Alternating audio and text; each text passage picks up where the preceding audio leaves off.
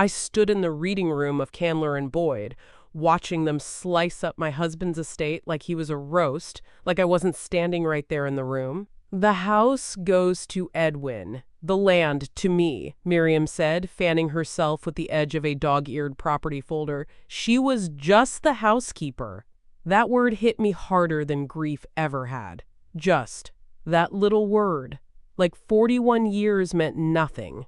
Like I hadn't washed Harold's bloodied sheets after his last fall, or spoon-fed him ginger broth through the nights his lungs whistled like broken reeds.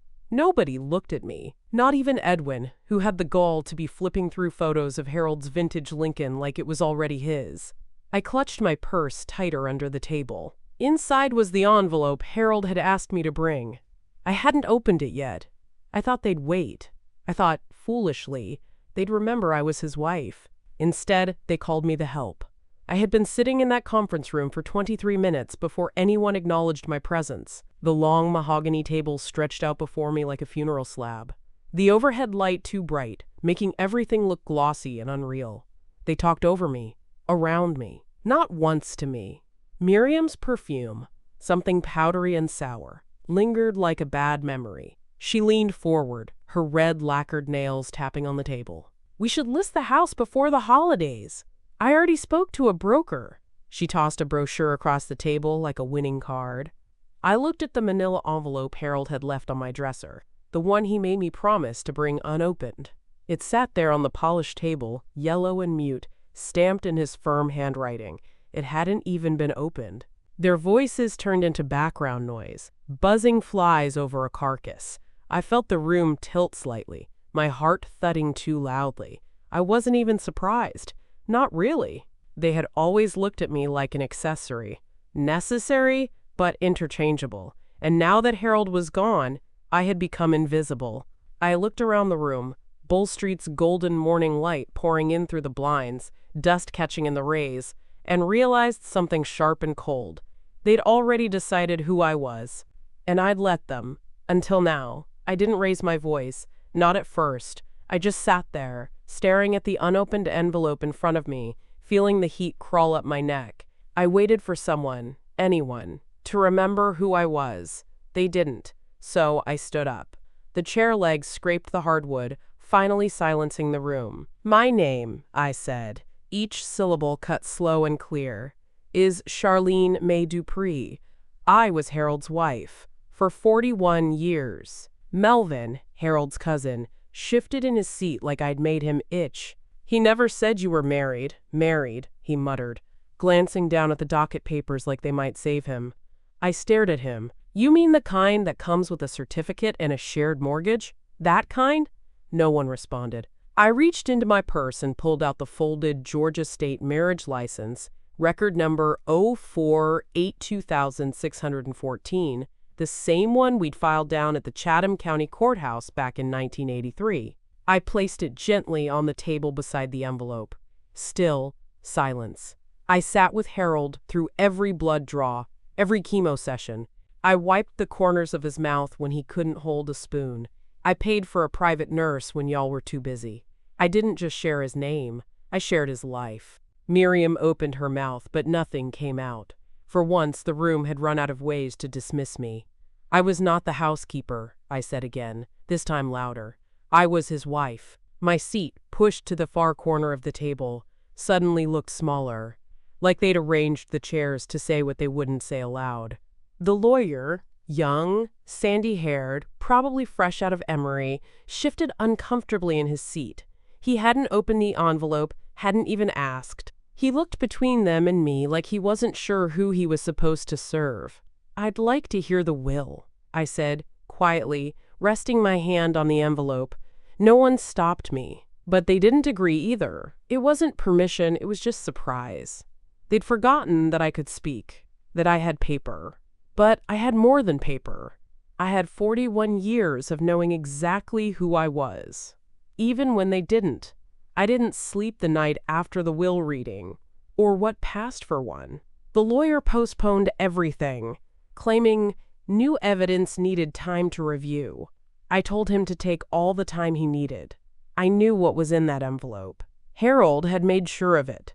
That night, I sat in our bedroom on Habersham Street, surrounded by the shadows of my care. I pulled out the old notebook I kept in the kitchen drawer, my care log, spiral-bound, cover bent, from use. Inside, every day was written in blue ink: vitals, medication doses, blood pressure readings, reminders for refills, nurse visits. I flipped to the page for August 12, 2024, BP 138 84ths, O2 tank low, Geneva came at 11 a.m., oatmeal plus Ensure. That was the day he coughed so hard his lips turned blue. I had cradled his head in my lap on the floor of the upstairs bathroom until the nurse arrived. The house was quiet now. Still smelled like the lemon balm lotion I used on his feet. I touched the worn banister he used for support. The things they wanted to claim, the house, the land, the car, weren't investments to me. They were memory marked. I had filled that house with his final comforts. They didn't visit, not once in those last 6 weeks, but they came quick for the inheritance. From July through September, I spent $6,300 out of pocket on aids, home supplies, extra linens, and prescriptions the insurance didn't cover. Not one reimbursement, not one thank you, just silence and then demands.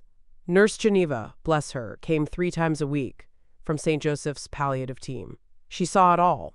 She once told me, "Charlene, I wish all my patients had someone like you." I had smiled, but I was tired, bone tired. I turned to the page with the lease renewal. Harold's rental plot on Waters Avenue. I'd handled it alone, found the notary, filed the paperwork, sent the tenant the new terms. Harold couldn't lift his head that week. I held the phone to his ear so he could hear the tenant thank him. He smiled with half his face. That was our normal. So when Miriam and Edwin barged into that boardroom trying to carve up Harold's legacy, they weren't just taking property. They were erasing proof of how we lived. But I had the proof. And I'd kept the pages. I used to believe in shared tables, that if you cooked for folks often enough, poured them a glass of good bourbon, they'd see your worth. Foolish thinking, but I held on to it. For over 2 years, I invited Miriam and Edwin to Sunday dinners, first Sundays, every month. I sent reminders, planned menus, bought their favorites. Edwin liked my glazed carrot. Miriam only touched the bourbon, same one Harold saved for company. Elijah Craig, barrel proof. They never brought a thing, not even a bag of ice. We'd sit around the dining table, the one with the blue lace tablecloth I brought back from Charleston. Harold would tell his stories, how he'd tricked a possum out the garage, or how the Lincoln had coughed to life after 3 weeks parked. I remember the way Miriam laughed, sharp, like she was humoring a child. Edwin just stared at his plate, chewing with resentment. After dinner, they'd disappear quick, leaving behind dirty dishes and shallow praise. "You've still got your touch," Edwin would say, patting his belly like he hadn't left half his plate untouched. Miriam always found something to critique. Too much salt, the house too warm, Harold's cough too loud. I wanted it to mean something, those meals. I kept receipts for every one. Publix, Kroger, the butcher on Duffy. I spent between $250 and $300 each dinner. I thought of it as tithing to a family that didn't know how to receive, hoping they'd eventually feel fed enough to see me. Pastor Keene, when I once asked him how to handle bitterness, said, "You feed folks hoping they remember the taste."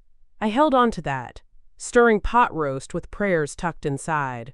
But now I saw the truth, sitting at that long table in the law office. Miriam never remembered the taste. She remembered the value. To her, I was the one who cooked, cleaned, and stayed quiet. A role, not a woman. That same table where I served Harold collards and cornbread was now where I laid out receipts. It had turned from communion to calculation, from faith to fact. And I was done being foolish. They'd feasted long enough. 2 nights before the will reading, I stayed up at the kitchen table with a pot of black coffee and a new binder. I labeled it Caregiving Expenses 2021 to 2024. It was time to stop serving and start tallying. The numbers weren't guesses. I had the receipts, the invoices, the canceled checks. I'd been frugal my whole life. Harold called me his walking spreadsheet. He meant it sweet. I took it seriously. I used dividers. Medical copays, $2,400. Home repairs, $5,880. Utilities increase. Oxygen machines, hospice equipment, $3,200. Meals, special diets, supplements, aids, $7,500. Legal fees, Harold's business dispute, 2022, $4,100. Total, $23,080. When I showed them this binder, I knew they'd mock it. And they did. This isn't a will, it's a sympathy invoice, Edwin had said, leafing through the pages like they were a church bulletin. But it wasn't for sympathy. It was for clarity. I had documented everything because I knew this day would come. The day they'd pretend I hadn't done a thing, hadn't paid a dime, hadn't been by Harold's side while they ghosted us. They had no idea how expensive dying slow was. I remembered the day the roof started leaking, August 2023. We had just paid off Harold's last hospital bill. I had $1,000 in savings, used every cent to patch that roof. Didn't tell him, he'd just feel guilty. I remembered replacing the downstairs toilet because the aides needed access near his hospital bed. $840, paid in full. Each line in that binder was a boundary I had crossed, quietly out of love. But now I needed those boundaries to speak for me. I brought the binder to Harold's old accountant, Mr. Levitt. He had a white beard, shaky hands, and the most meticulous eyes I'd ever met. He reviewed every figure, checking my math like I was filing taxes. He looked up after 2 hours. "Every number checks out, Mrs. Dupree. This is the cleanest documentation I've ever seen." That night, I tucked the binder under my arm like a shield. This same kitchen table where I once folded napkins for Sunday dinner had become a war desk. I didn't want vengeance, but I wanted the truth documented. And I wanted the sum of my care, my sacrifice, and my silence written down in ink. Let them laugh. Let them sneer. I was no longer asking to be seen. I was showing up with the proof. The first red flag wasn't loud. It whispered. I was at the courthouse, signing off on a witness confirmation for Harold's notarized lease renewal, when I saw Miriam in the lobby. She didn't notice me. Too busy talking low and fast to a notary clerk, I kept my distance. "We're just wrapping things up for Harold," she said. She smiled too hard, like she was sweet on the man. "Family stuff. Just some property documents." Then she slipped a packet of folded papers from her bag and nudged them across the counter. I couldn't see what was written, but I caught the tail end of a form, preliminary property division, with a faint carbon copy peeking out. I saw something that stopped my breath. My name. Then a line scratched through it in ink. Sloppy, but deliberate. I took one step closer, quiet as I could, but by then the notary was already reaching for her stamp. Miriam tucked the packet away before I could get another look. I stood there, unsure whether to speak or keep watching. I was tired. The kind of tired that sits behind your eyes and makes every decision feel too heavy. She turned and saw me then. Just a flicker. She didn't flinch, didn't greet me.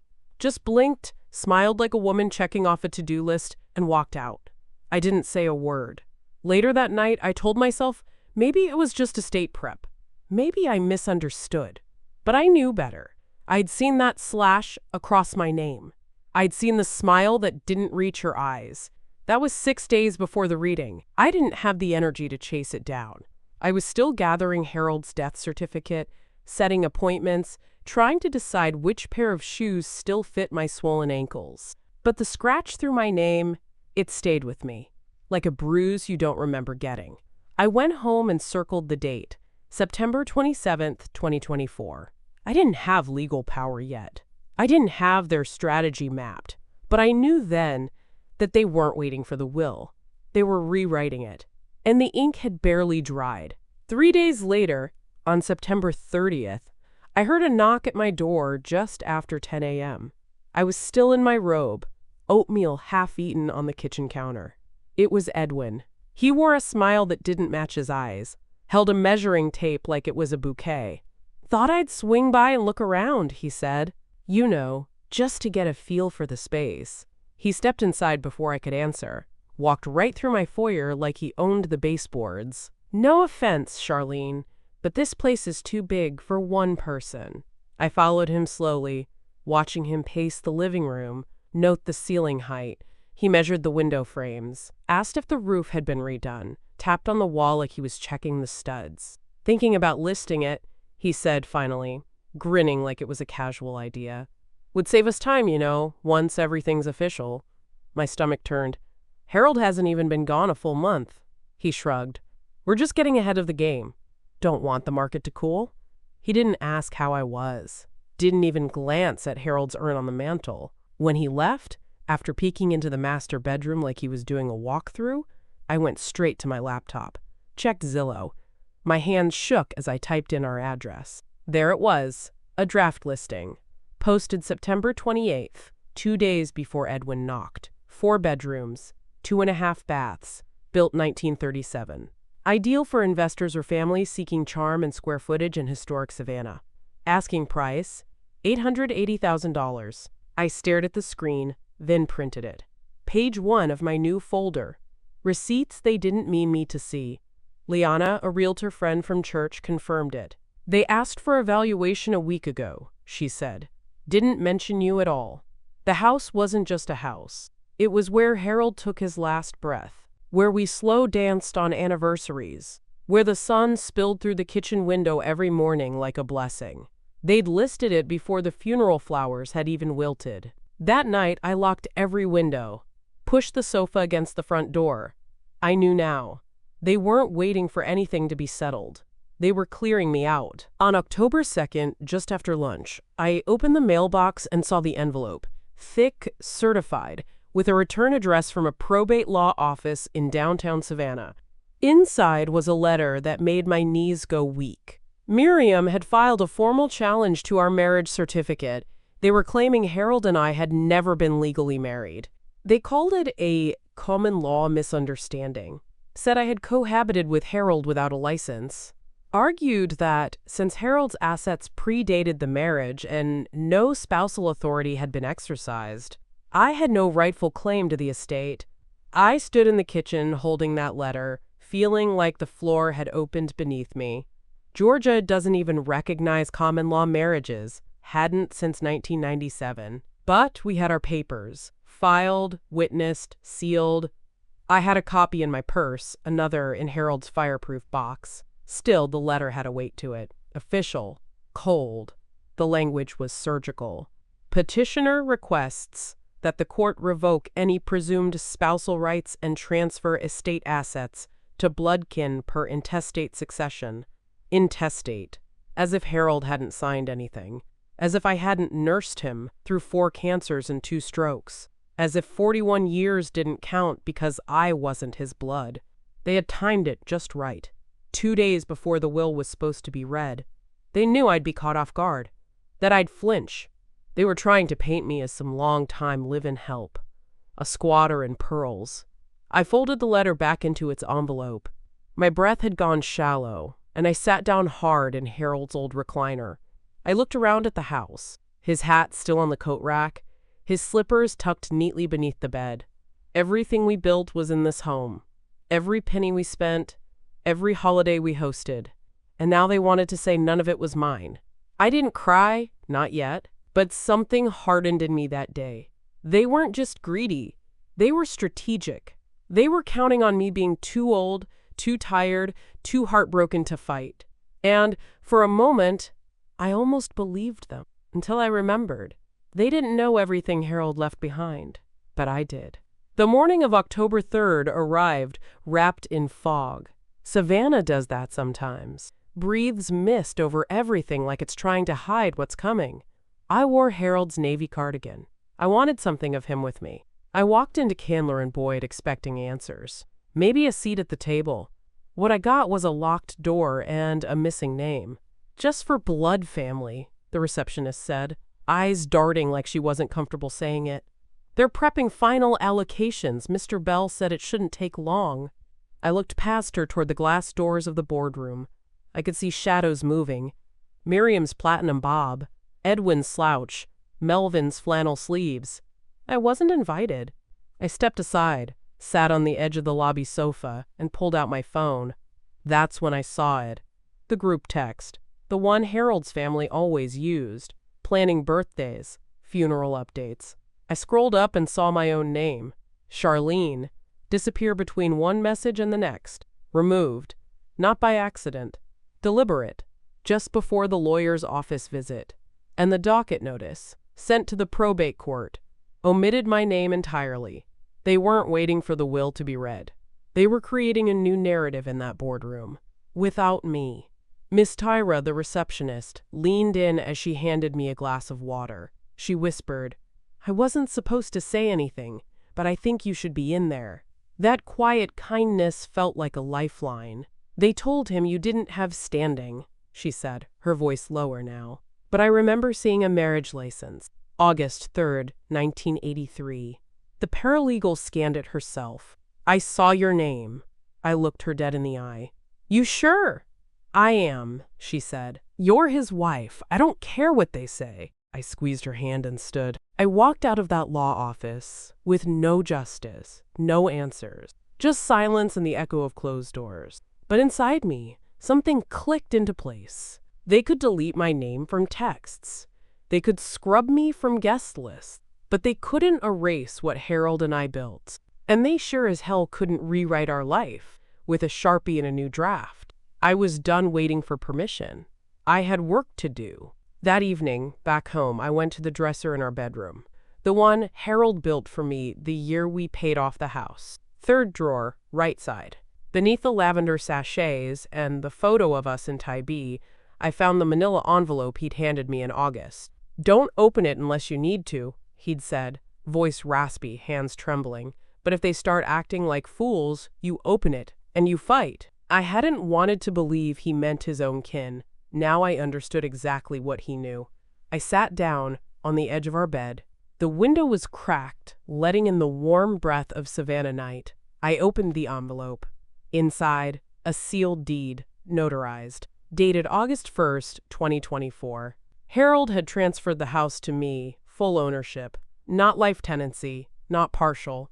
A full deed transfer with his signature, the notary's stamp, and 2 witnesses from the hospice team. I pulled out the second item, a handwritten letter on his stationery. "Charlene, if you're reading this, it means they've gone and shown their true colors. I wanted to believe better of them, but I've seen too many sideways glances. Too many when the time comes conversations. So I did what was right. This house is yours. You earned it 10 times over. I'm just putting it in writing. Let them come for what they never tended. Let them holler. Let them try. But you stand tall. You've always stood taller than any of them. And I've never loved you more. H." I read it 3 times. Then I folded it back into the envelope and placed it gently on my lap. My hands were steady, my breath even. I sat there for a long time. No music. No phone. Just me and the cicadas outside the window. They had their schemes. But Harold had left me more than a house. He left me his trust. And now I had what they didn't expect. Proof. Signed and sealed. Not a memory. Not a hope.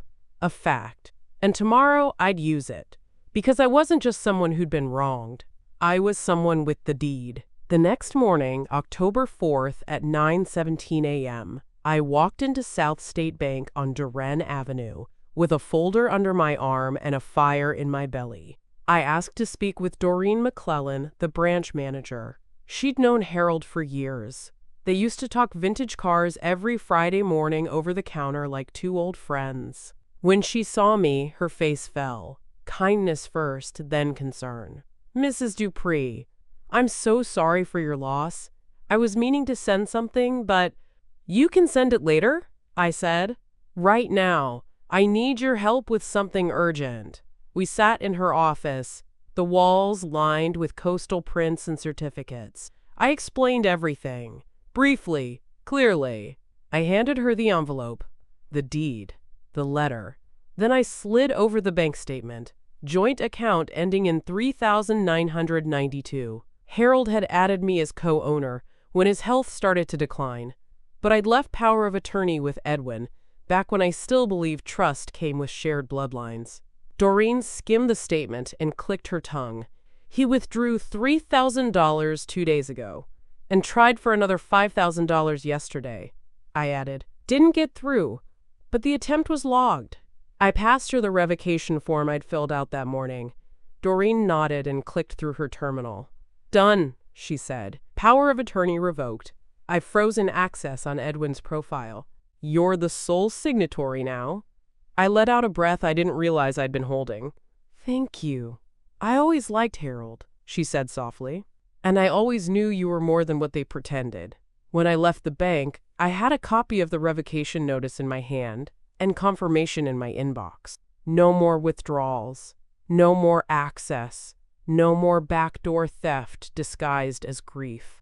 I walked to my car and sat for a moment, the autumn light warm on my face through the windshield. That account held more than dollars. It held 30 years of savings, his pension, the rent income from the lots, the funeral cost refund that had just posted. And they'd tried to drain it while my grief was still raw. But they didn't count on me waking up. And they sure didn't count on Doreen knowing exactly which button to press. The account was mine. And now the silence they used to steal was over. That afternoon, I went to First African Baptist Church, not to pray. Though I did sit in the pew for a moment and close my eyes. I just needed to feel solid wood under me, something sacred and still. Then I headed to the copy room in the back, where Deacon Saul kept a scanner that didn't jam and a lock on the door. I'd called ahead, told him I needed a few hours of privacy. He handed me the key without questions. I spread out everything on the folding table, lined it up like case evidence. The Georgia marriage certificate scanned front and back. The notarized deed with Harold's signature and the August 1st stamp. The caregiving ledger, every copay, every receipt, every entry signed and dated. Our joint tax returns, 3 years, worth, with both names on the forms. Photos of us together in this house, at holidays, at the hospital. One of Harold in the recliner, holding my hand while I read to him from that old Zora Neale Hurston book he liked. Every page went into a labeled folder on a USB drive. I backed it up twice, one to the cloud, one to a separate external hard drive I'd bought that morning from Office Depot. I wasn't leaving anything to chance. I labeled the main drive Proof, Charlene Dupree, 22 files in total, all colors scanned, indexed, and ordered. I stood in the middle of that little room and felt something shift. This wasn't just about grief anymore. It was about record, about truth typed and witnessed. They had tried to make me a footnote. I was about to become the headline. I slid the drive into a padded envelope, wrote my name on the front in Sharpie, and placed it gently into my tote. Deacon Saul knocked on the door just as I was packing up. Everything all right, Sister Charlene? I nodded. Better now. He held the door for me as I left. Outside, the wind had picked up. The church bells struck 3. I felt the weight of the tote on my shoulder and realized something simple. I wasn't just preparing. I was building my shield. And the next time they tried to rewrite the story, I'd have 22 files that said otherwise. That evening, I sat in my living room with the lights low and the binder on my lap. The folder from the bank, the letter from Harold, all of it spread out like a battle map. I didn't need to yell, I just needed backup. So I made 3 calls. First, Pastor Keene. He'd baptized Harold, counseled us during Harold's second cancer, and prayed over our porch when the foundation cracked in, 2009.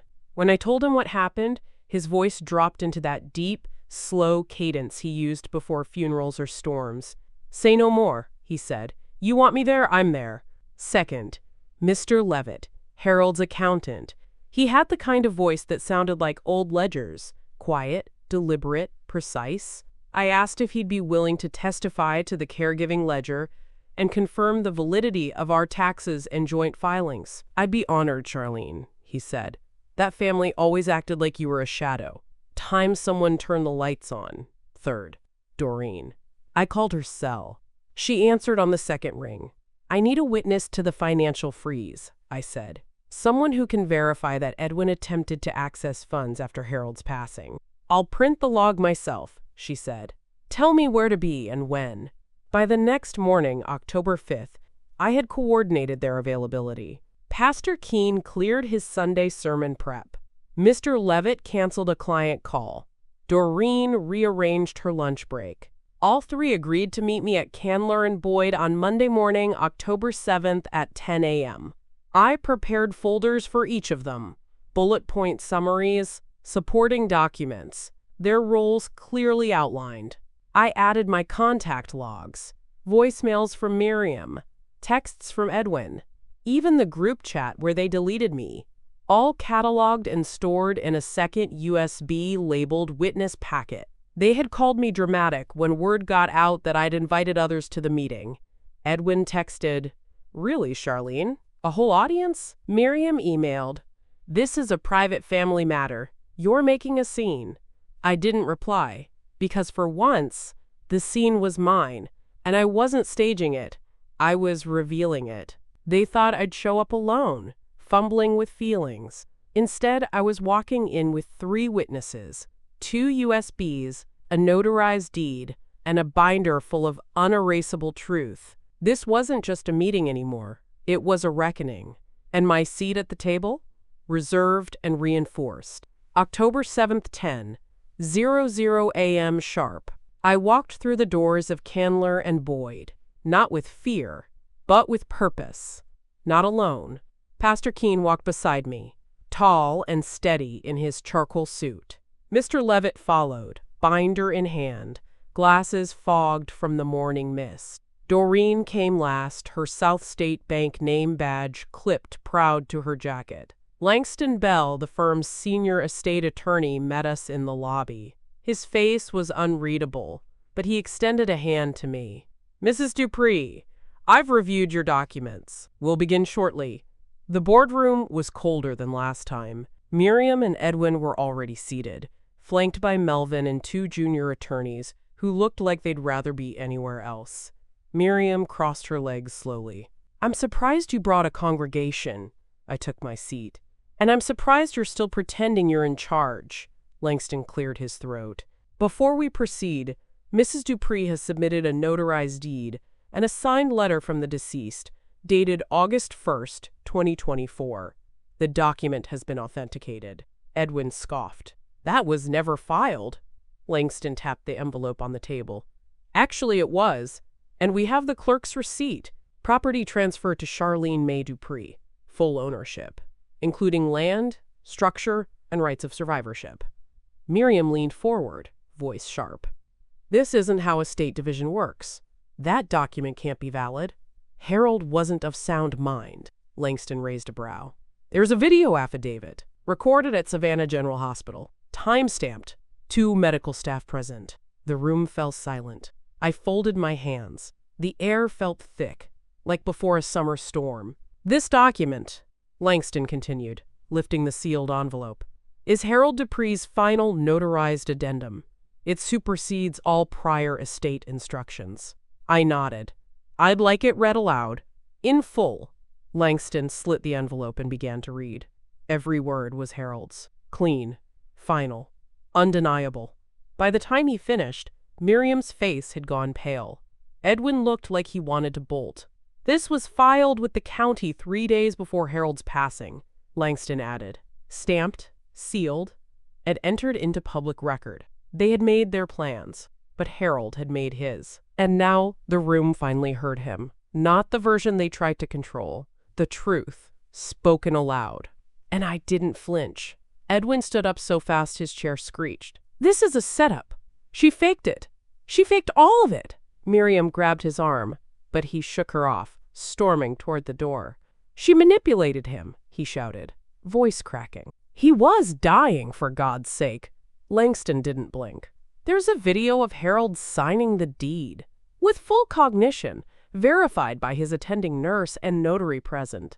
Pastor Keene leaned forward. "I visited Harold the day before. He read me scripture from memory. That man knew exactly what he was doing." Miriam's voice turned shrill. "This is coercion. He was vulnerable. She isolated him. She fed him stories." Doreen calmly pulled a folder from her purse. "Here's the bank log from September 30th. Edwin attempted a $5,000 withdrawal from the joint account 2 weeks after Harold passed, without authorization." Mr. Levitt added, And here are 3 years of tax returns showing Charlene as a joint filer, listed as spouse, not caretaker, not roommate, wife. The room pulsed with tension, the kind you could slice with a letter opener. Edwin paused near the door, fists clenched. "You all believe this?" Langston tapped the table twice. "Mr. Dupree, the court will validate every document. But from where I sit, everything we've reviewed is lawful and binding." Edwin muttered something under his breath and stormed out. Miriam stayed seated, arms crossed, lips pressed thin. The room had shifted around her, and she knew it. I opened my binder. From it, I slid the marriage certificate, the deed, the caregiving ledger, Harold's letter, and a printed photo of us in the kitchen last Thanksgiving. Harold in his plaid shirt, me in my apron, his hand on my waist. "Let the record show," I said, "that love is not erased by paper." Pastor Keene nodded slowly, reverently. Langston folded the addendum and returned it to its envelope. "We'll enter this into court record by noon today." No one argued. The walls of the boardroom, once filled with murmurs and bold claims, went still. For so long, they'd banked on me staying quiet, being meek, being manageable. But now, I had something louder than their voices. I had the law. And for once, it was on my side. At 10:52 a.m., I stood up slowly. My knees ached, but my back stayed straight. The binder in my hands was heavy, not just with paper, but with years of being ignored, erased, and belittled. I walked to the head of the table, unzipped the binder, and began laying the pages out in sequence. "Since you questioned everything," I said calmly, "let's take a little walk through the facts." Page 1, our marriage certificate. Georgia marriage record, no 4-82614, dated August 3rd, 1983. Witnessed by Reverend Josephine Lang. Page 2, the notarized deed transfer, signed by Harold Dupree, August 1st, 2024.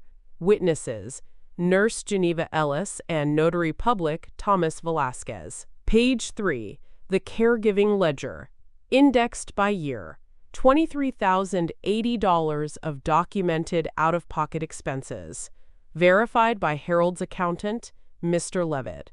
Page 4, the bank freeze confirmation, revoked power of attorney over joint account ending in 3992. Signed and stamped by South State Bank, October 4th, 9:17 a.m. Page 5, the group chat logs, screenshots showing my removal. Time stamped the same day they held a Plud family-only meeting. Page 6, the letter. Harold's handwriting, still strong even near the end. I passed each page across the table, slow and methodical. Pastor Keene took photos with his phone, each shot steady and sharp. They thought I'd just sit in silence. I said, voice level. They thought I'd let them talk over me one last time. No one dared interrupt. Even Miriam's breath had quieted. Langston looked up from the documents. These are clear, indexed, authenticated, and persuasive. I met every eye in that room. I brought paper, not tears, proof, not pleading. Mr. Levitt leaned in, tapped one of the tax returns. I've been in accounting 32 years. I've never seen a more detailed estate file. Doreen added, and the financial conduct here? Charlene handled it with more integrity than any of the named family. It wasn't anger I felt. Not anymore. It was justice. Measured and quiet, like rainfall after a drought. For once, the burden of proof didn't fall on me. I had carried it the whole way. And now, I laid it bare. Langston cleared his throat, adjusted his glasses, and looked directly at the clerk seated at the corner of the room. A quiet woman from the county judge's office who'd been observing the meeting with a stenographer's calm. For the record, he said, voice formal now, we are submitting the following. The notarized deed transferring full ownership of 818 Habersham Street to Charlene May Dupree. The final estate addendum naming her sole beneficiary, and corroborating documentation verifying her legal, financial, and spousal standing over the past 4 decades. He looked down at the deed, then up at Miriam. By law, and by Harold Dupree's final written and notarized directive, Mrs. Dupree inherits the estate in full. The clerk nodded once, sealed the folder, and said, "Acknowledged. All materials to be entered into Chatham County Court under Doc ID number 24291A." And just like that, it was done. I didn't cry. I didn't flinch. I just sat back down in my chair, same one I'd been in since they first tried to cut me out, and let my spine settle into the truth. Across the room, Edwin's absence still hung in the air like smoke. He hadn't returned. Miriam stayed in her chair, unmoving, as pale as the courthouse walls. Melvin rubbed the bridge of his nose like he was trying to disappear into the table. Langston slid the official folder toward me. "You'll receive certified copies in 3 to 5 business days. But for what it's worth, Mrs. Dupree, your documentation is airtight." I nodded. "Thank you." Doreen gave me a small smile and reached across the table, squeezing my hand once before gathering her things. Pastor Keen stood slowly, blessing the space with a quiet, "Amen," not for them, but for me. Mr. Levitt packed his ledger like it was a sacred text. "I'll walk you out," he said. As I stood, the light from the boardroom window hit the table just right, landing square on the binder. Still open, still undeniable. This time, no one told me to move seats. No one called me the housekeeper. No one dared. Because in that room, at that hour, I wasn't Harold's shadow. I was his chosen. And now the whole damn county knew it. The sun was low over Habersham Street, casting that golden glow across the bricks. I stood in the yard with my arms crossed, watching Tyson remove the old brass knobs, ones Edwin had once insisted needed replacing, soon as the house was his. Not anymore. He finished in 40 minutes, handed me a new set of matte black keys, and programmed the keypad while I looked on. "Code set," he said. "You're all secure now, Mrs. Dupree." Inside, I updated the deed with the Homeowners Association, sent the title transfer confirmation, filed the locksmith receipt in my binder under a new tab, post-confirmation actions. Then I opened my messages. 4 missed texts from Miriam. "Can we talk? Just us? This is all a misunderstanding. You're hurt. I get it. Let's not let paper come between family." I didn't answer. Not out of cruelty, just clarity. Because the locks were new. The documents filed. The truth on public record. And peace, real peace, requires a door that closes. I walked through each room of the house that night, touching walls, straightening photos, lighting the cinnamon candle Harold loved. Our home felt different. Not because anything had changed, but because now it was protected. They called me the housekeeper, and in a way, they were right. I kept every record, every receipt, every promise. I kept the love, even when they threw stones at my silence. And in the end, I kept the house. But more than that, I kept my name, etched on the deed, spoken in court, respected in full. And that night, for the first time in a long time, I slept easy, in my bed.